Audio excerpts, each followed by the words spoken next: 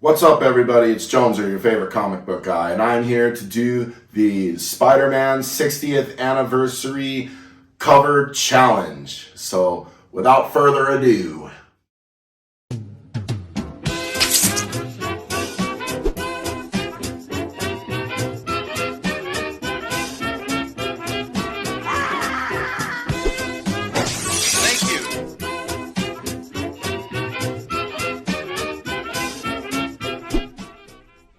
what's up, everybody? It's Joneser, your favorite comic book guy.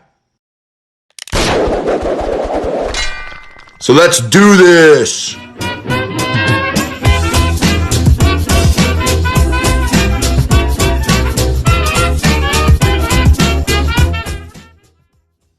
Alright, I guess I said without further ado, and then there was some ado. Like we had a little intro deal there. But anyway, to do this challenge, it came from Brian LCS, another fellow YouTuber. So shout out Brian LCS. Check his channel out. It's awesome if you love comic book stuff.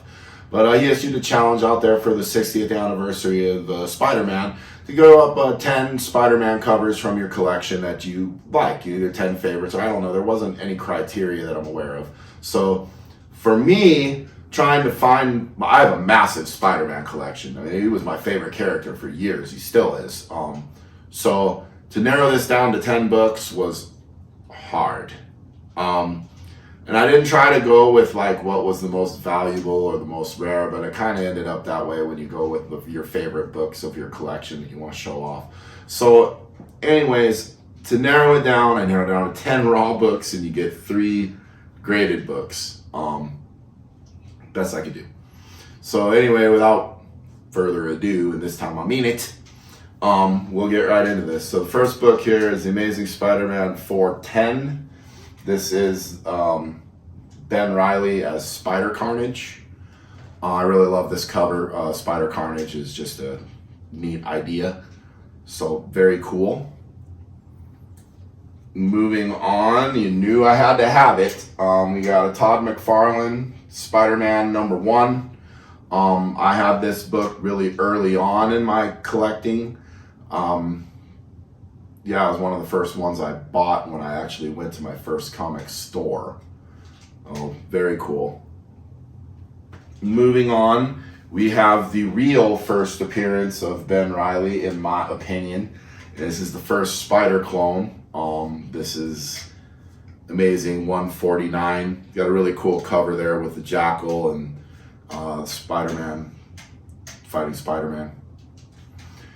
Anyway, moving on, we've got Amazing 201. This is an early appearance of the Punisher. Another book I've had for a long time. I was a real big fan of these early Punisher books. In fact, I've got a lot of them. Punisher was another favorite of mine. I could probably do a cover challenge of him too. And here we got the wedding album here. The Amazing Spider-Man Annual number 21.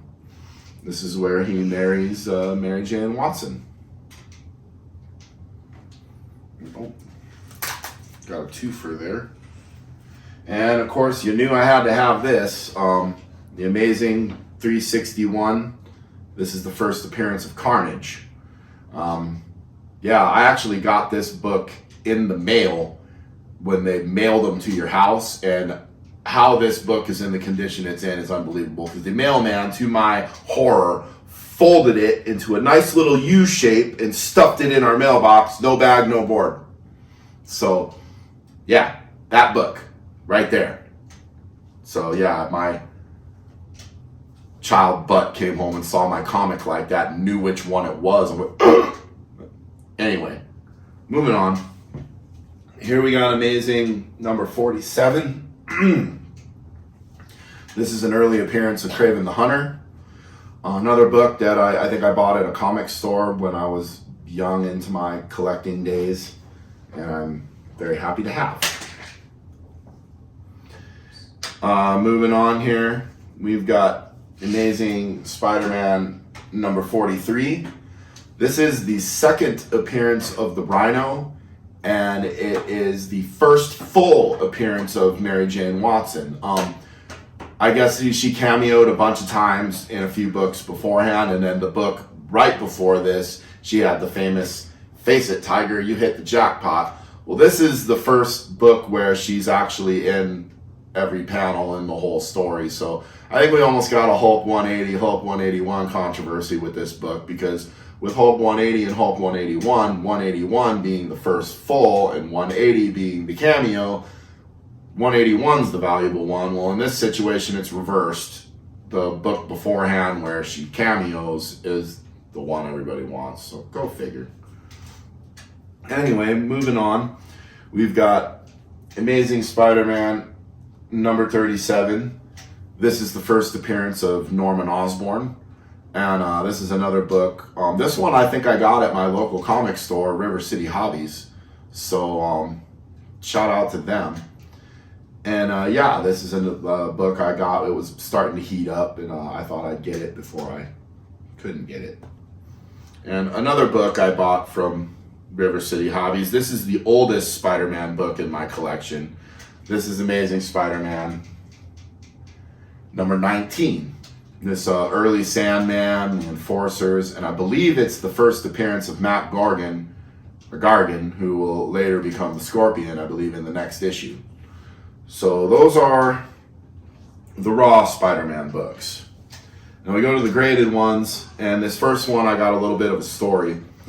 This is Amazing Spider-Man 346, and this is one of my favorite books in my collection because this is the first Spider-Man book I had ever bought. Not this particular book. I have a raw copy that's a lot more beat up and has been loved. But I bought a graded copy of this. This book was special to me. As I was a kid, I was walking through the 7-Eleven out there in San Diego, California, and I was going to buy like a candy bar or something, and I saw this book, and I went, what the heck is that? And so needless to say, I did not get my candy bar, and I came home and bought this book, and a lifelong Spider-Man addiction from there. But yeah, beautiful cover. I love the Eric Larson Venom stuff. You know, I like the Eric Larson Venom more than the Todd McFarlane Venom. I know, blasphemy, but I do. And the next one here is the following book, 347. I mean, you gotta just love this cover here. I mean, this blew my little kid mind. When I saw this, I was like, what just happened? And so, you know, I mean, the impending doom, you think much, but, you know, I mean, what's great about this book, you know, spoiler alert, if there is a spoiler for something that's almost 30 years old, the cover actually happens in the book, and Spider-Man doesn't die. Amazing.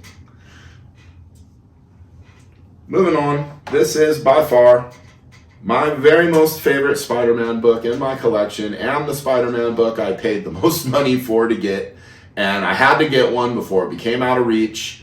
It's a classic. It's Steve Ditko at his finest. This is the best Spider-Man story you're ever going to read. I don't care what anyone says. And this is Amazing Spider-Man number 33, the famous final chapter cover. I had to have this. And I knew they were climbing, and they were getting to the point where they were almost becoming unaffordable on a Joneser budget. So I got this one. It's a beat up copy. It's rated a 3, but it actually looks worse than a 3. And most of the defects don't look very pressable. And the book looks discolored and brittle, and I'm just too scared to open it. And it's just fine just like that. So anyway, those are my Spider-Man books. If you have some Spider-Man books to share, you know, share away. We all would love to see them. Shout out again to Brian LCS for doing the challenge in the first place. This was a lot of fun. So until next time.